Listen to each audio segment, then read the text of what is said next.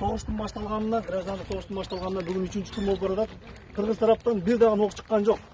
Men bu айдын тургуну эмесмин, башка айдын тургунумун, бирок айла жоктун айынан тишим жалын, ичим чок болуп келдик биз.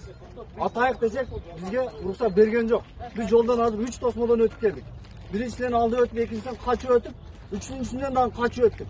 Бизди нар жактагы элди өткөзгөн жок бул жака. Биякта туруктуу дейт, бирок абал туруктуу эмес экен. Азыр жарым саат мурда бир балам путуп атып кетти. Бул бийлик же бизди арка достуктун жерин таштерге берген атабы?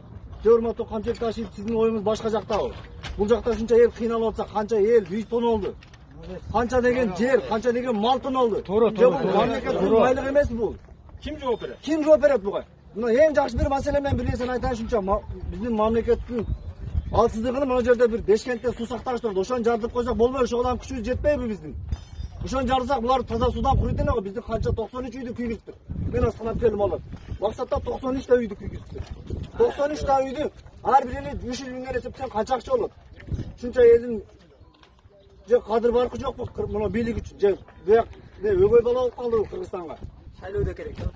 Шайлоодон анан буяка бүт бардыгы жерде 120 та депутаттын бири дагы келген жок. Же бир депутат келдиби?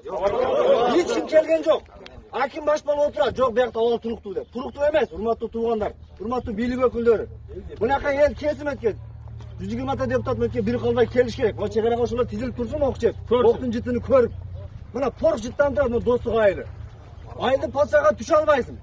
Же жалганбы? Ким түштү айылга аралап? Эч бардык өтө албадык. Чындыгында өтө албадык. Ар 10 метрде бир тажик солдат, бир тажик танка турат. Биздин мына танктер келген, танктерге команда жок экен. 3 күндөн бери команда жок туруптур. Булар команда жок болсо эмне келди? Сөлөкөтү келдиби? Же көргөзмөгө келдиби? Болбосо элди кое жиберсин, элдер кирип атсын мергенчилер өздөрү. Болду.